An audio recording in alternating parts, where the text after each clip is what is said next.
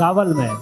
लेकिन लक्ष्मी 24 घंटे सदा कुमकुम में निवास करती है, इसलिए बहनें कुमकुम सिंदूर का टीका करती है, वो लक्ष्मी बनती है। क्या बनती? लक्ष्मी बनती। हाँ, तो जिन जिन चीजों में लक्ष्मी का निवास है उसमें त्वरित सुख समृद्धि देने वाला वस्तु है नमक। क्या वस्तु?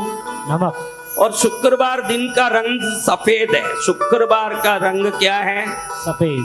आप शुक्रवार के दिन सफेद वस्त्र पहन के देखो, लगातार ये ध्यान रखो कि सफेद वस्त्र शुक्रवार को पहनो। आप देखोगे कि उस दिन धीरे धीरे आपके रिश्तों में बहुत ज्यादा कनेक्टिविटी बढ़ती है। दोस्त हो, पति पत्नी हो, रिश्तेदार हो, मामा भांजा, बुआ भतीजा, ऐसे कोई भी हो।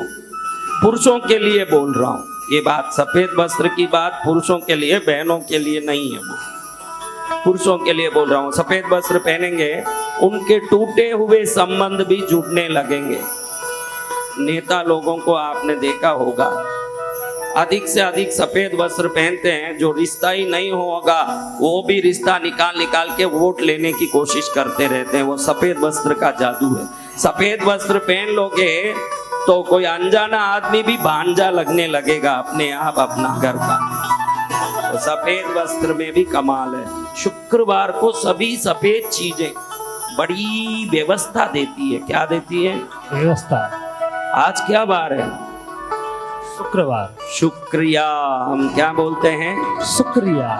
शुक्राणु, उसमें भी शुक्र है। ये सब शुक्राचार्य के द्वारा हुआ। हम शिव पुराण सुन रहे हैं। इस दुनिया के दुर्लभ तपस्वियों में शुक्राचार्य हुए। बाकी लोग स्व कल्याण के लिए साधना किए। शुक्राचार्य को लगा कि भाई कोई हमको इज्जत नहीं दिए, राक्षसों ने मुझे गुरु बनाया, राक्षसों ने मुझे इज्जत दिया। वो राक्षस एक एक करके देवों से मर रहे हैं, एक एक करके देवों के द्वारा वध का हो रहा है उनका। तो ऐसे राक्षसों को कैसे बचाऊं? अपने शिष्य परिवार को बचाने के लिए शुक्राचार्य एक किसी वृक्ष में उल्टे लटक गए और नीचे से आग लगा के उस आग में लाल मिर्च डाल दी, सूखी हुई मिर्च। अब समझो आप कोई मिर्च डाल दो आग में, उसका धुआं उठता हो और उस धुएं के ऊपर आप उल्टे लटक जाओ, नाक से खून आना चालू नहीं हो जाए? जी गुरुदेव। हो जाएगा। तो ऐसे नाक में खून आते कई हजार वर्ष तक शुक्राचार्य ने साधना की, तो भगवान शंकर प्रकट होके बोलते हैं कि तेरी तपस्या से मैं प्रसन्न हुआ भाई भार्गव। उनका नाम भार्गव है। क्या है? भार्गव। तेरे तपस्या से मैं प्रसन्न हुआ, क्या मांगना है? कोई मुझे इज्जत नहीं दिए महादेव, ये राक्षसों ने मुझे गुरु बनाया। उन राक्षसों का रक्षा हो, राक्षसों को देवताओं से बड़ी अत्याचार हो रही है, राक्षसों की रक्षा हो। मुझे आशीर्वाद दो कि मुझे संजीवनी मंत्र आपसे प्राप्त हो। क्या मंत्र? संजीवनी। मृत्यु संजीवनी मंत्र। उस मंत्र को एक बार फूंको, मरा हुआ क्या हो जाए? जीवित हो जाए सदगुरु भगवान। हाँ, तो भगवान शंकर ने कहा हे भार्गव, जीवित तो सिर्फ शुक्राणु करता है। तू जीवित होने का मंत्र मांगा तो तुझे मैं मृत्यु संजीवनी मंत्र भी दूंगा।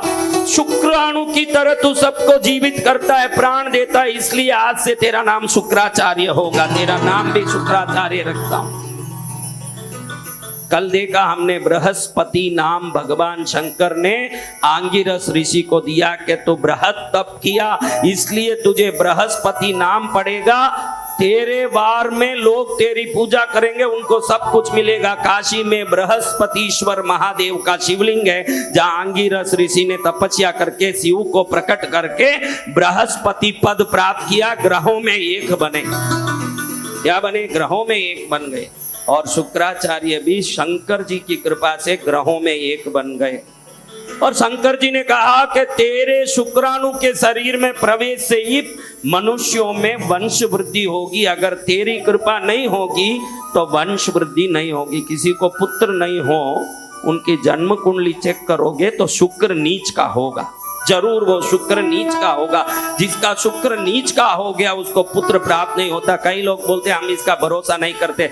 जाग के ज्योतिषों को अपनी कुंडली दिखा के देख, जब वो कहेगा कि तेरा शुक्र नीच का इसलिए पुत्र नहीं हुआ, तब तुझे मानना पड़ेगा कि हमारा भारतीय ज्योतिष तंत्र कितना तगड़ा है। हर चीज बता सकता है, हर चीज बता सकता है भारतीय ज्योतिष तंत्र। लेकिन ठग ज्योतिष आके आपको ठगे वो अलग बात। जो ज्योतिषी नहीं हो वो ठगेगा ही। मैं तो रोज कहता हूँ पैसा लेके कुछ भी इलाज करता हो। कल एक बहन बोल रही है इसी मंदिर के पीछे रहती हूँ, मेरे शरीर में कुछ सवारी आती है, मैं परेशान हो रही हूँ, तो किसी संत ने 25,000 मांगा, मैं 10,000 दे दी और 15,000 देना बाकी है।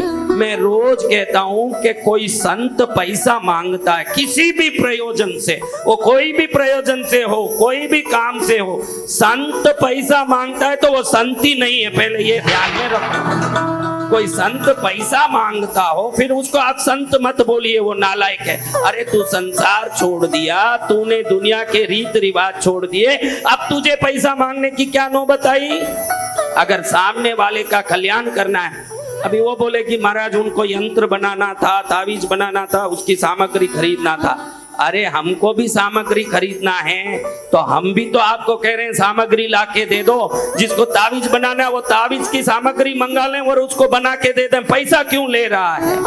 पैसा इसलिए लिया जाता है 5,000 की सामग्री होगी, 25,000 लेके 20,000 ऐंठना है लोगों का, ये चक्कर है।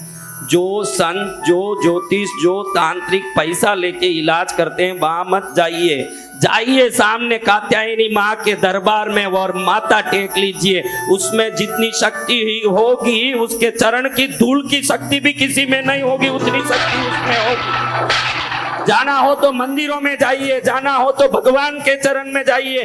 तांत्रिकों के, ज्योतिषों के चक्कर में मत पड़िए। पैसे तो लेंगे ही, आपकी जिंदगी भी इनके चक्कर में पड़ के खराब हो जाएगी।